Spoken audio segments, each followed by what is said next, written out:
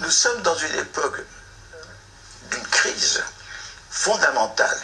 Cette crise, je dirais, cette crise planétaire, c'est l'incapacité de l'humanité à devenir humanité. Et pour vous donner un exemple de cette crise, elle se manifeste par l'incapacité du système actuel de traiter les problèmes fondamentaux. Que sont les problèmes fondamentaux et vitaux pour l'humanité? C'est, bon, le problème de la biosphère, la dégradation. C'est le problème du développement des armes de destruction massive qui se multiplient, dont les nations vont se multiplier, et ça va s'accroître encore. C'est une économie mondiale qui n'est pas régulée, qui crée des oasis de prospérité, mais aussi des zones énormes de misère.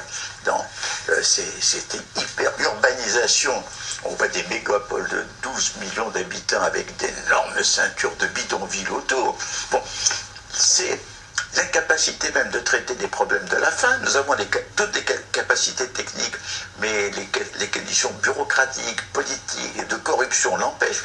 Alors, ça veut dire que quand un système est incapable de traiter ses problèmes vitaux, ou bien il se désintègre, il va à la catastrophe, et nous allons vers l'abîme, c'est sûr, ou bien il trouve en lui la capacité de créer un système plus ample, plus riche, capable de traiter ses problèmes. Comme un iceberg énorme s'écroule dans l'océan. C'est à ça que nous sommes en train d'assister. C'est pour ça que le citoyen est malade, parce qu'il sent tout ça. Bon, on ne le lui explique pas. Nous avons une crise systémique, et cette crise systémique, elle appelle une réponse systémique qui doit articuler d'une façon cohérente les enjeux écologiques, sociaux, culturels et de gouvernance, bref, la question du développement durable. Votre entreprise est cotée en bourse de deux manières. Il y a d'abord ce qu'on appelle les financial assets, les acquis financiers. Mais il y a une seconde manière de coter votre entreprise en bourse, c'est ce qu'on appelle les intangible assets, les acquis immatériels. Les acquis immatériels, c'est quoi? Eh bien, si votre entreprise ne peut pas prouver qu'elle est parmi ceux qui travaillent à une solution de l'environnement et des problèmes sociaux, eh bien, votre entreprise, elle va perdre de la valeur en bourse.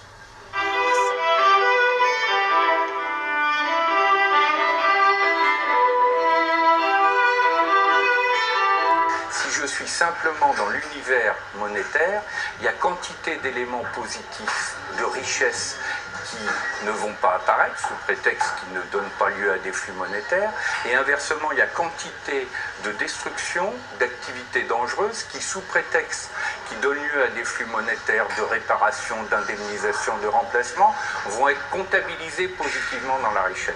On voit bien qu'il nous faut absolument sortir de ces logiques-là, et donc si on veut apporter une réponse systémique à cette crise systémique, la question des assises, trouvons la richesse, qu'est-ce qui compte vraiment dans nos vies, devient une question éminemment essentielle.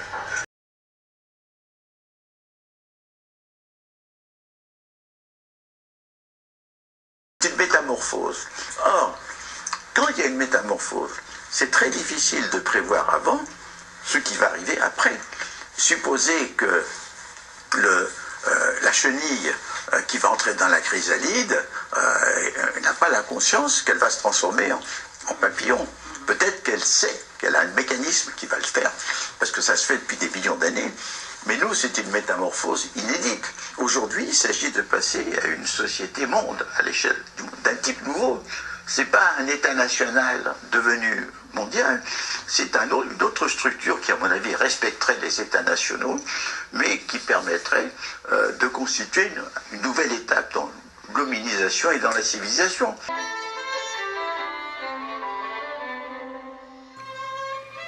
Les ateliers de la mutation, des idées aux actes. Les ateliers de la mutation, quelle est notre intention? C'est de constater que beaucoup de personnes parlent de la société qui est en plein changement, en pleine mutation, et puis, issues des conférences, et à la sortie des conférences, qu'est-ce qui se passe? Parfois, rien. Donc ça, c'est quelque chose qui nous a animés de dire comment faire pour arriver à sortir des idées et traduire ce qu'on a entendu, ce qui nous a rafraîchi l'esprit, ce qui nous a ouvert la tête, comment arriver à traduire ça de façon concrète en action. Donc, on a eu cette motivation double, à la fois d'informer, de donner une visibilité sur ce qui est en train de se passer, et puis de faciliter cette transition. Donc ok, on le comprend, ok, on l'a pensé, ok, on l'a intellectualisé, on a une variété de points de vue sur le sujet, et alors qu'est-ce qu'on fait avec ça? Et donc les ateliers de la mutation visent à donner les conditions pour permettre cette transition, cette mutation, ce changement.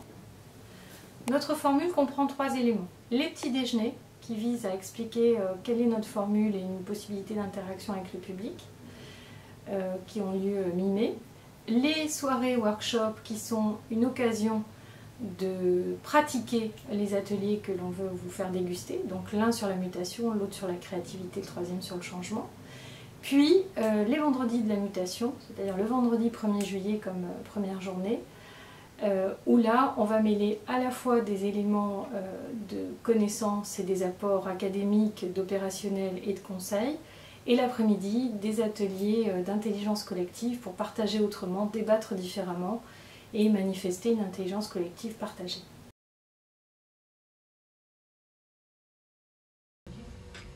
Attendez, on ne sait même pas de quoi il s'agit. Voilà, on ne sait pas de quoi il s'agit, on commence par écouter. Mais bien sûr que si, on sait de quoi il s'agit. Ils viennent pour nous annoncer des licenciements, ils vont licencier 10% de personnes, on le sait quand même. sûr. J'ose espérer quand même que c'est la dernière mesure à prendre. Oui, mais c'est inévitable. La dernière mesure à prendre, s'il vous plaît. La dernière mesure à prendre, c'est de fermer complètement. Vous l'avez pressenti, vous avez dit, bon, en gros, vous êtes dans un choix binaire, là. C'est-à-dire, bon, c'est bloqué, la seule solution, c'est de faire un plan social. Donc là, je vais faire appel à votre créativité. Qu'est-ce qui pourrait bien être inventé pour faire autre chose? Le fait est que je ne connais pas d'autres possibilités. Je n'ai pas fait d'école de marketing, voilà, j'ai été formé sur le tas. Voilà, cette entreprise, comme vous le savez, c'était celle de mon père. Maintenant, il n'est plus là. Je suis comme vous, je suis au même stade que vous. C'est-à-dire que si cette entreprise-là, nous fonctionnons de cette façon-là, à l'ancienne, d'une certaine façon. Oui. Mais peut-être effectivement qu'il y a d'autres solutions que je ne connais pas. Que je ne connais pas parce que je n'ai peut-être pas l'expérience ou la connaissance. Et peut-être que la solution, et le temps peut-être.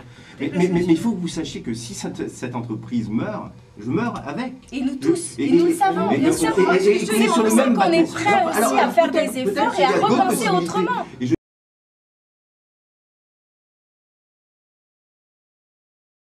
Pour moi, l'authenticité, ça a toujours été une valeur dans mon rapport à l'autre.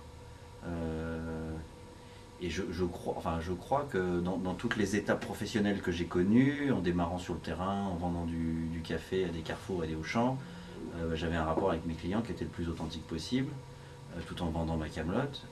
Puis après, quand j'ai commencé à prendre des responsabilités, aussi bien au marketing, au commerce, enfin en tout cas des responsabilités d'équipe, il m'a toujours semblé que la meilleure façon de faire progresser les gens, de leur donner envie de bosser, et puis aussi pour créer un climat convivial, enfin, parce que pour moi c'était un des sens, enfin,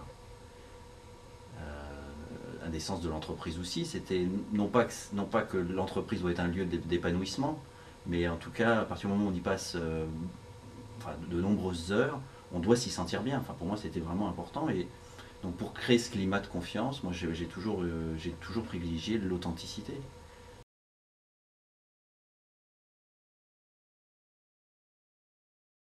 C'est ce qu'avait dit Gramsci dans une phrase célèbre en disant le vieux monde tarde à disparaître, le nouveau monde tarde à naître, et dans ce clair-obscur, ajoutait-il, des monstres peuvent apparaître.